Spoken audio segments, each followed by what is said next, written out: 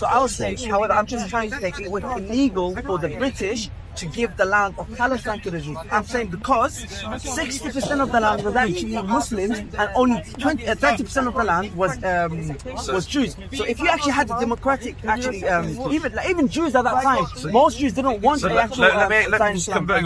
Sorry, you're saying it's illegal or immoral? No, illegal in the sense of there was international law. In international law. Why? So can I just come back from an Islamic and an international law and a democratic and everything else? The reason that the majority of the Palestinians today are Muslim is because Muslims conquered the land from Christians. Yep. And it became a Muslim land.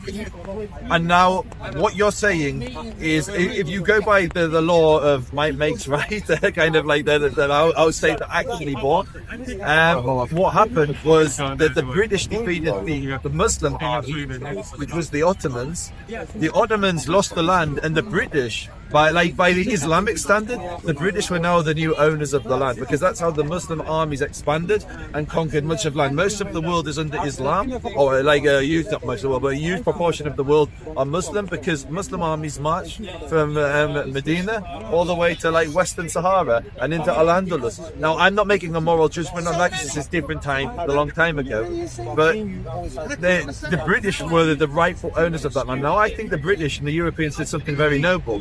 If you go to any university, they'll tell you how bad the imperialists, the colonialists, etc. But they did something which I think we can probably agree on. Is if people are indigenous to the land, they have a right to govern that land. And so instead of keeping the land for the British, they said, we're going to, not just the British, Europeans in general, we're going to carve up this land and give it to the indigenous people. Now, some of those people can't live together. So if you look at Syria today, Europeans drew a line and said, this is Syria, and it doesn't matter whether you're Shia, Sunni, Yazidi, whatever, you're all now Syrian. And obviously that's good. And so to bring it back to Israel-Palestine, you had two people in the land, and there were a lot of both of us. Force yourself into the land and expect to have we didn't force ourselves into the land. Yes, because what happened? Did we want just Jews to come in and have a we were already there. welcomed you in the time of the Holocaust. You were murdered at the time of the Holocaust. No. In the Holocaust, you murdered. Initially. Haji al-Husseini was a Nazi collaborator. We don't want to go into no, I'm just saying that the Palestinians were with the Nazis. No, that's what Netanyahu said. No, I can show you the pictures. I'll show you the pictures. No, so I'm just Haji al-Husseini was one of the highest paid Nazi officials. The land, but initially when you started saying we want to the Palestinians were the Palestinian leadership, the Palestinians had two factions. They had the Nashashibis and they had the Husseinis. The Husseinis, which were the more dominant, they were 100% Nazi collaborators. Okay, was that because they were pressured into collaboration? There was a visit into Germany. No, I mean he lived in Germany. He set up radio. He tried to set up death squads. He couldn't live. He lived in Berlin. He tried to set up death squads in Albania and Bosnia to murder Jews. There's loads of proof of that. I can recommend it. So to what extent were they like the Vichy in France who collaborated? Because no, the opposite. They were active collaborators. Yes, active collaborators. Is that reasonable that they were active collaborators? No, at that time, yes, there was a conflict between the Husseinis on into Germany. So not encouragement. But one thing I want to say is that if right now in any democratic country, actually they want to be ruled by and how they want to be ruled by, they would actually do a democracy at that time. Now you try to act like but that's not what the Muslims. No. I know what you're trying to say. However, when I say before the Ottomans were actually ruled in 1963, we were actually promised to say by the British, if we actually help us to bring down the Ottomans, you would get your own national rights, right? In 1963. But then after we helped the British to take down the Ottomans, we were actually tricked by the British. Okay, now you get your land, but we were temporarily given the land, such as in Syria and in Palestine. But then the British came in and forced themselves into the land and take control of that land. It wasn't just from Ottomans to Palestine. There was that land, there was that time when we were lied to. We were too naive, and we were too naive to believe the British would ever actually believe in our own land. Now, what I'm trying to say is, at the end of the day, in 1947, we actually done to that. You can't at the end of the day, don't expect not to be a conflict, not civilian, obviously, but don't expect to not be a conflict when you force yourself into an conflict. And you were, and when hundreds of thousands, about 700 to 800,000 Palestinians were driven out, including my own grandparents, were actually driven out. Where were they from? So actually, can I say something very important? So usually whenever I'm debating a Palestinian and they tell me that their family was expelled, I say I don't believe you. But from Lud and Ramla, there were actual, there were two cities that were. Ashkelon, I don't believe they were driven. I think they fled. In Ashkelon they fled. So many. So yeah, I'll give you an example. In war, people flee war. In Lud and Ramla, there were instructions from the Israeli army to back then you have to leave. Can I ask one question? As a percentage of the 750,000 people displaced, what percentage were voluntarily evacuating, do you think, and what percentage were kind of forced to come? So the overwhelming majority fled, and I can give you quotes from Abu Mazen, I can give you quotes from the then Syrian Prime Minister, and Lebanese Prime Minister, who are all saying that the biggest mistake that then I'll be the quotes that people want, but they all basically say that the biggest mistake that we told the Palestinians was for them to leave. So say 90. No time. The battery's gone. Okay. Are you saying then roughly say 90%? No, I wouldn't put a percentage. I like to speak facts. No, I don't mean definitively. Just worst case scenario, roughly. I don't want to start. You're saying what? I'd say majority. I would make sure. Majority left voluntarily as opposed to me. Why would that bother? This is the point of contention. I have to work out what happened. 100%. Historically, and I keep hearing both sides argue with apparent sincerity a different story, because 48 is the key to the rule. And what my grandparents, what they were told at that point, if you leave after a couple of years or after a period of time, you'll come back. That's what a lot of them were actually tricked for this. For us, there were issues with weapons were actually put on and you have to leave. So a lot of them either leave someone voluntarily at that time, you actually by the same, when you say voluntarily, it seems to me bizarre that 750 million people suddenly reload. They were driven out. I go, there's carrots and there's width, and how much is the carrot and how much width, and there's got to be 100%. But maybe I'm naive, but it seems to probably look at no brain width as well. So I want to know what percentage of that 750 million were driven out by Israeli widths, and I'd like to hear that history. So let me quote Mahmoud Abu Mazen. I can go to many different quotes. The Arab armies entered Palestine to protect the Palestinians from the Zionist tyranny, but instead they abandoned them, and this is the important part. Forced them to emigrate, and to leave their homeland, and threw them into prison similar to the ghettos in which the Jews used to live. I can give you more. This is Khalid al-Azam, who was the Syrian Prime Minister during the time. Since 1948, we have been demanding the return of the refugees to their homes, but we ourselves are the ones who encouraged them to leave. Only a few months separated our call to them to leave and our appeal to the United Nations to resolve on the return. I can keep going. I can go to... No, I wouldn't believe an 8-year-old old man that's fairly cool. When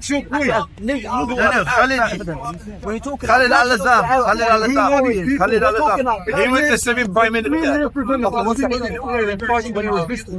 Anyway, I'm talking to two Palestinians. Yeah, because you don't know. You don't want to have a debate. At the end of the day, I'm having a debate. the whole reason we were talking about driven up. First of all, do you think I have the right to come back as a Palestinian? I'll give you an honest answer. I believe you have to speak truthfully.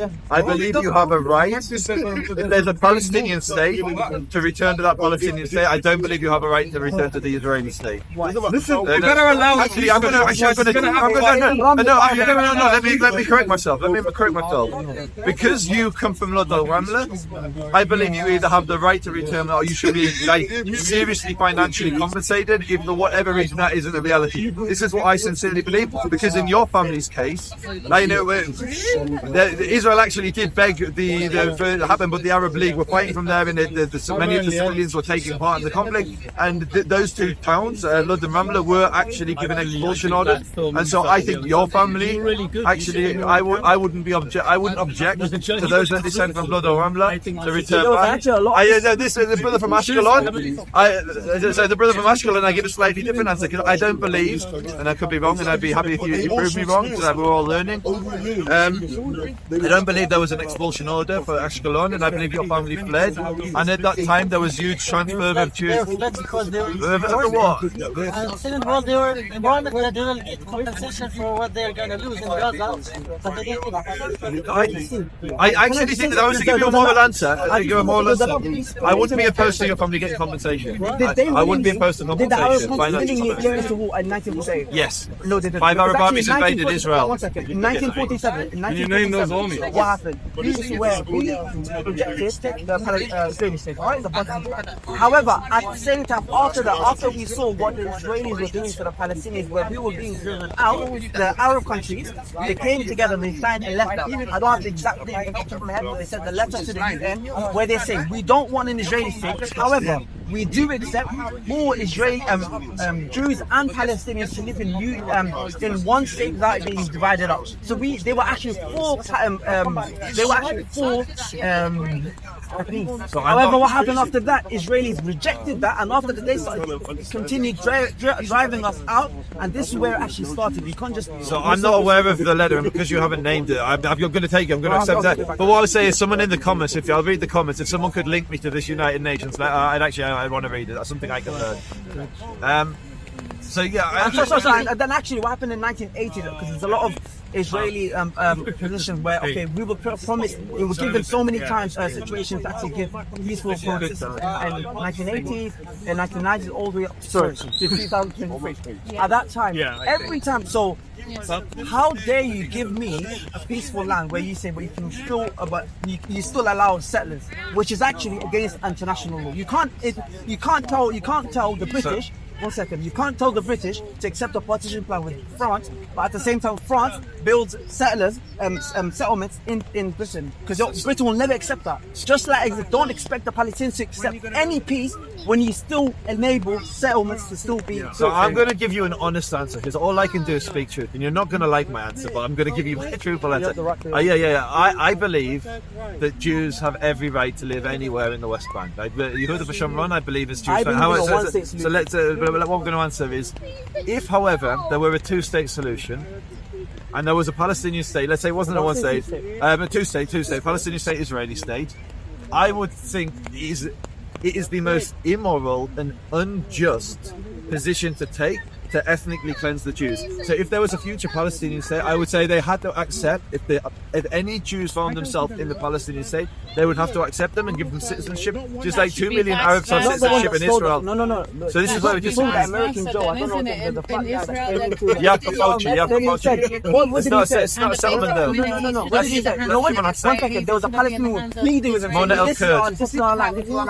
But then he said, if I don't take it, someone else will take it. Let me give you a history. I know you have about it, and he spoke very, very tough. Can I ask a question as well? Would it change anything if Israel agreed to also build homes for the Palestinians? So if they, I'll tell you. I agree. I am against. Can I finish my question? Yeah. So if they said, okay, are we allowed to build developments or settlements here, but we will also build homes for your people too, like very nice houses? Would that possibly? For example, West Bank, do they want Israelis? No, it's just an open question. Okay. The reason why I call it an apartheid is because Israel still controls Gaza, although you say they. Today they definitely do. Even before, you're not for long now. Quote unquote. Pulled out of Gaza in 2005. We still have control over the shores. They still have control over the sea. They still have control over what goes in, what goes out. But within a Gaza has 2 borders. Okay, 1 second. Within the budget, but they lose control. Who's control Rafah? Sisi. Yeah, he's not democratic though. He's not democratic. No, I'm saying Sisi's in control of the border. He's a Zionist. America, you could maybe say America's a Zionist zone.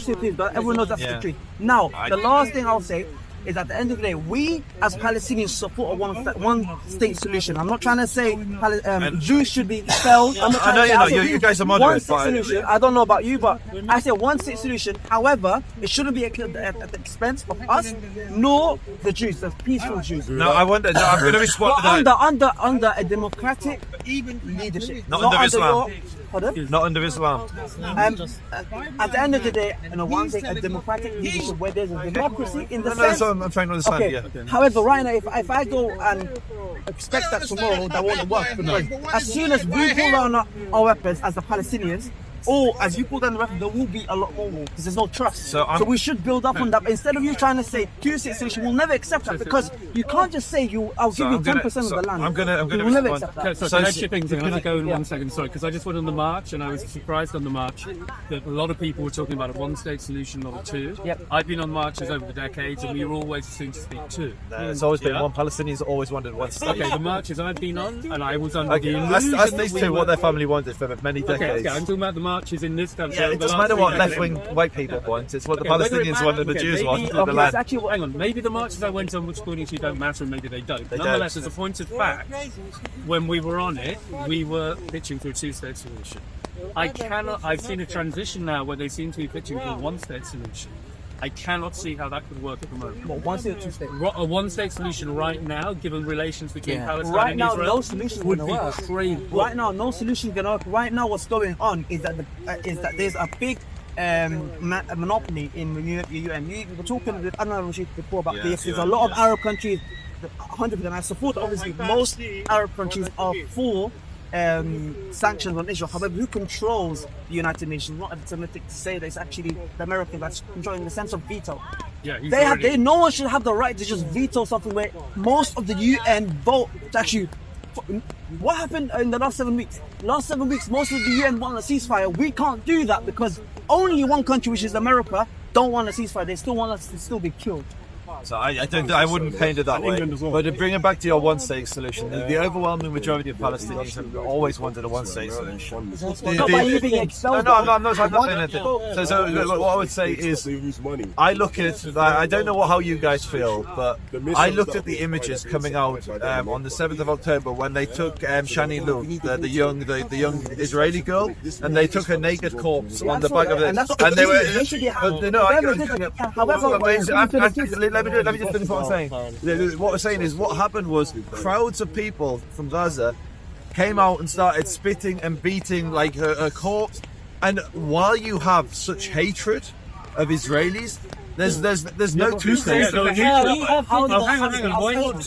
I just said. Because you definitely couldn't have one, and you couldn't even have two at the moment. Okay, but given a choice between a one or a two is so less problematic than a one. One of my things. But what are they going to do? Like 20%? They're not going to give us not even 20%. They're going to give us maybe 10 to 15% of the land because most Israelis are even against the 1967 lines, which are actually give about 22% of the land to the Palestinians and the majority to the regime. No one's going to accept. Even they don't even. Do you support settlements still being?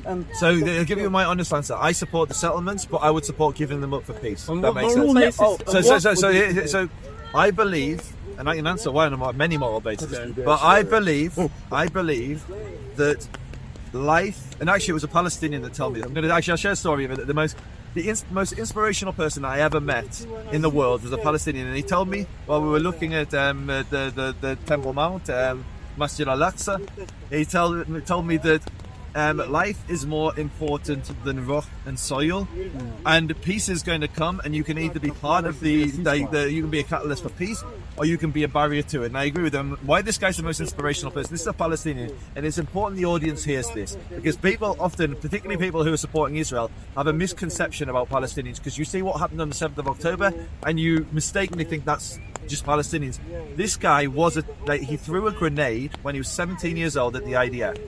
He was thrown into jail, and while he was in jail, he wanted to research his enemy, and he wanted to understand why we're there. And he said, "I'm going to look into the big lie." What was the big lie? The Holocaust. In his community, they didn't believe the Holocaust happened. It was just a lie to steal the land, as they believed.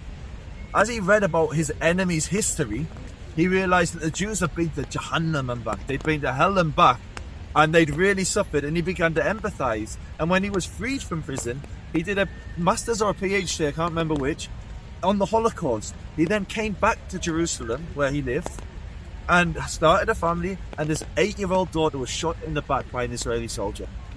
That's what you Now, I don't know if either of you have a daughter, but that would kill. Like there would be no turn back from there. I just turn into no peace. I turn into like the thousands of worst.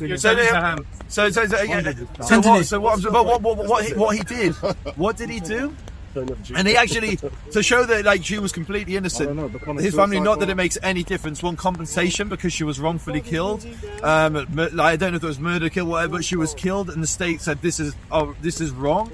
And instead of joining Hamas or like joining the resistance, he devoted his life to peace. And this man looked at me in the eye and said, like, Inshallah, we will pray. They're like, we're looking at Haram al-Sharif and said, we'll pray on the, and said, this for me. No. There's a lot of contradiction of it's nonsense. Right now, I don't think any Palestinian should do that. Any armed resistance is condemnable. That's wrong. I don't have any loyalty to Hamas, to anyone, right? However, I have my loyalty to my own. I have my loyalty to the Palestinians, right? The Palestinians have the right to armed resistance, however, with limits, even with international law, which is okay, one second. Yes, we can't kill civilians. We can't chop down a tree, a woman. You guys can kill a tree. One second. You can rape 3-year-olds. Defend ourselves. But any talk of any resistance is condemnable, which is wrong. Do you agree with us having armed resistance? It's a very tough question. So I'm gonna respond. My preference is that there is peace. I believe we are fighting because the Palestinians have rejected peace. But if a nation is at war with another nation, then I believe. But it's actually very disingenuous to say why did Arafat, why did the others reject peace in the 80s, 90s, 2000s? So the reason they rejected it is because what exactly you said before. The very few Arabs, yourself included, would accept the 2-state. You want a 1-state. Now, for some, like Hamas, that would mean driving the Jews out. For others, like yourself, that's actually a lie. Because Arafat, he recognized. One second.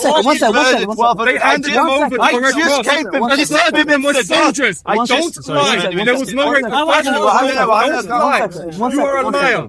Right now, Arafat, that's a lie. Arafat was the actual first Palestinian president to actually recognize the Israeli state, right? And that's where he actually got a lot of backlash. And this is where also, at the end of the day, we rejected peace initially was the only reason was because of settlements. Because before we even go, one second. As I said before, you can't genuinely expect peace with me when you expect settlements to still be built in the same land. You can't do that. It's a straight question. In 67, there were no settlements. Like 66, from 48 to 66, there were no settlements. We agree on that. Pardon? From 48 to 66, or 67 till the war, there were no settlements. Where? They were buying land. Okay, what's your point from this? When people say that the settlements are the barrier to peace, I think it's a soundbite, but it doesn't make any sense. Okay, what happened in 1967? You started the war because you've launched a preemptive strike on literally all the Arab armies that amassed on our borders and were saying they were about to invade. Listen, at the end of the day, we barely had an army, first of all, and you actually launched. You destroyed. Okay, listen. You destroyed the Israeli, the Arab Egyptian before we even started. So you don't actually start it, or you can talk. At the end of it, what's Iran saying? It's saying, okay, we'll bomb you, we'll this. At the end of it, it's all talk. At the end of the day, you can't justify a preemptive strike. You absolutely can do a preemptive strike. If someone is pulling a gun on you and they're saying, I'm going to shoot you, you have every right to, like, if let's say I've got a knife now. Okay, what happened in 1956 when you actually joined the Palestinians? When you joined the Americans? I don't agree you can shoot his family. I don't agree. Right now, at the end of the day, right now, we can dwell on the past. You can say your side, I can talk my side. At the end of the day, however, I will never accept, to actually say, okay, you can force yourself in your land, on my land, and to say, okay, you can get your own Jewish only land. I will never accept that. I will accept not for you to be expelled, however, for us to live in peaceful coexistence, because most of the Israelis won't accept that. However, there has to be a trust on both sides. Can I ask both of you a straight question? Yes. Because you're both Palestinian. Do either of you have cousins today that have Israeli citizenship? No. I have ones who live in Jews. Yeah. Hoods. And but do they reject? They have the card. But they could be citizens, but they reject to get the card. Yeah, So there are 2 million. There are 2 million Arabs that live in Israel, and they have complete equality with the Jews. So Salam Gibran is an Arab who sent a Jewish prime minister to jail. Okay, that's used by all Israelis. But there are about 10 to 15 laws. Which laws? Okay, I will not go into detail. Okay, Right? fine, No, fine. I I don't will want not it to be go a into gotcha detail debate either. It's some kind of debate. I'm enjoying the tone. It's not like I got you. It's like No. it's more of a. Isn't Israel the most, the country that cares for most, its safety the most? The security, Yeah. the most secure country. It has Yeah. CCTV surveillance Yeah, I everywhere agree. in the Yeah. place, especially on the Gaza and the Palestinian Yeah. borders everywhere. We have thousands, help in if not tens or hundreds of thousands of videos and pictures proving every single Palestinian dying, and all of this stuff. And Israel cannot come. Okay, one second. Would you condemn what Israel is doing to the Palestinians right now? So what? I have to answer in my own words. You're not going to like my answer, but I'm going to give you an honest answer. 'Cause I'll debate What, it. they're killing the babies or they're killing the... So let me answer in my words. Yeah. Be a baby killer. So I believe every Palestinian child is as sacred as every Israeli Jewish child, and as every Israeli Arab child. Like, all life is sacred. I believe every innocent Palestinian is as innocent as every innocent Israeli civilian. Our life is worth the same. I believe that every Palestinian, the innocent Palestinian, particularly the young Palestinians, because half the population is under 18, so a lot of civilians that are killed have been children or youth. That's not why. And no, I- I think, what do you condemn what Israel's doing? Yeah, you said You you have let to me answer. understand Okay, one second, how one he second, does one second, language. one second. You bomb them. It's not they died because there's a lot of children. So it's- You No, but I'm bomb asking you them. whether he condemns it It or doesn't not. matter. He doesn't. He's a liar. He Yes, believes. yes, He let's believes Okay, what's his line? it What's your doesn't line? matter what he says. His punchline It may doesn't answer. matter. You don't have to listen to me, Habibi. No, I can stay here and listen. You're a liar. And I actually want to challenge you. On October the 7th, a third was sold, and an Israeli article said Israeli army fire was responsible for most of the deaths in the let me raids. respond to this and then I'll So respond you to cannot you. blame Hamas members. So I'll Hamas respond to this commandos and then went I'll in and they respond to you. kicked your ass Calm down. in a fight. And you have been so badly Calm down. humiliated that you're taking it out on Calm down. Palestinian women Take and your children. mask off. You are Calm disgusting. down. That's how you need to talk. You are disgusting. It is horrible Zionist what's going on. Palestinians There are talking. girls with no legs. How can Hothead you comes justify in. that? How on Okay, earth I'm can you gonna justify respond. that? Go ahead. What's your opinion? To answer. Yeah, sorry, I'm going to respond to your question. That's how you So, talk to this guy. the- No, you cannot let this guy drag you along like that. So for me, every life is sacred. Where we differ, where we will diverge is, I believe Hamas are responsible for the Palestinians that have died. They hide under Shifa Hospital. They hide under Al-Rantizi Hospital. They hide under schools. They No, they don't fortified hide. Gaza. You're using Shifa They Hospital now. fortified Gaza. You're using the hospital. Okay, one There are question. Israeli Would you soldiers condemn outside America the for window what he of the did in Hiroshima hospital. and Nagasaki when they dropped 2 or 1 nuclear atom bombs? Right? No, when they dropped 2 atomic bombs on Nagasaki, they destroyed it. And they said because Pearl Harbor, I understand that. But does it justify, would you blame the Japanese for what the Americans did to Nagasaki and Hiroshima? It's a morally.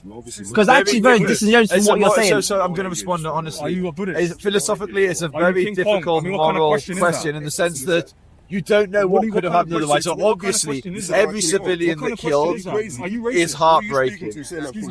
What is your problem? What is your problem? Habibi, do you want to record this? What is the problem? Bro, Hey! stop, bro. Hey! Bro, stop, bro. Who's speaking to you, Bro, stop, bro. Hey! I'm not for you. Stop. I can punch you right now. Stop, bro. Wait. You're lucky, bro. I can literally hurt you. I can bang your face, bro. You're lucky. You're lucky. Bro, stop. You're lucky. You're lucky. Bro, leave it.